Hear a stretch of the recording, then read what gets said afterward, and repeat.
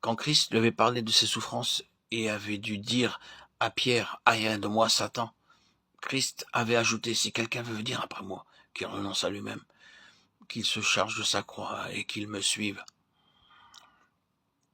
Nul ne peut suivre Christ s'il n'a fait cela. Il faut d'abord renoncer à soi-même. C'est là la première condition pour devenir un disciple de Christ. Mais Pierre ne comprenait pas cela et ne pouvait obéir à cet ordre. Et qu'arriva-t-il? Lors de la dernière nuit, Jésus lui dit, « Avant que le coq chante 2 fois, tu me renieras 3 fois. » Mais Pierre, qui avait confiance en lui-même, déclara, « Quand tous t'abandonneraient, moi, je ne t'abandonnerai pas. Je suis prêt à aller vers toi, avec toi, en prison et à la mort. » Pierre disait cela sincèrement. Il avait réellement l'intention de le faire. Mais Pierre ne se connaissait pas vraiment. Nous chantons dans un de nos cantiques « Pur comme toi », et nous pensons sans doute au péché individuel qui nous sépare de Dieu.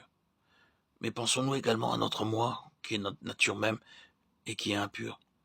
Pensons-nous à la chair qui est entièrement sous la puissance du péché? Nous avons besoin d'en être délivrés. Pierre ne le savait pas. Et c'est pourquoi, plaçant sa confiance en lui-même, il en vint à renier Jésus. Pierre avait renié Jésus 3 fois. Et Jésus se retourna et regarda Pierre, et ce regard de Jésus brisa le cœur de Pierre.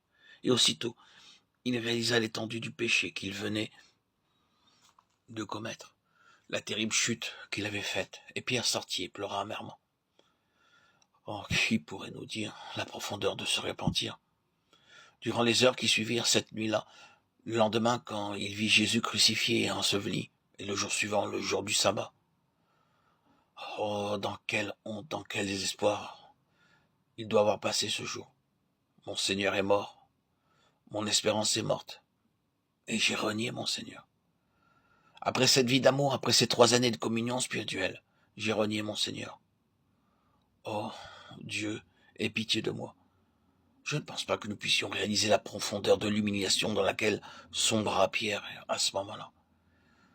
Mais nous arrivons maintenant à un tournant dans la vie de Pierre. Le premier jour de la semaine, Jésus apparut à Pierre.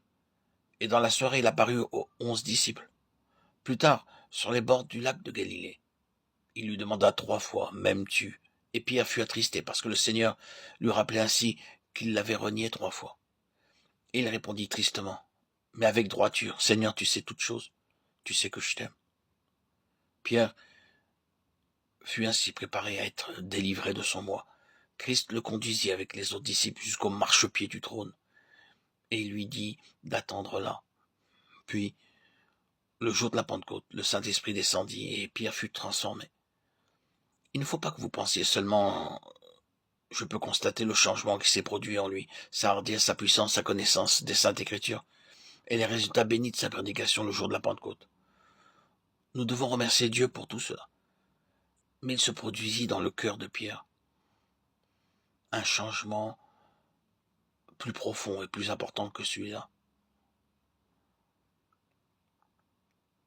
La nature même de Pierre fut changée.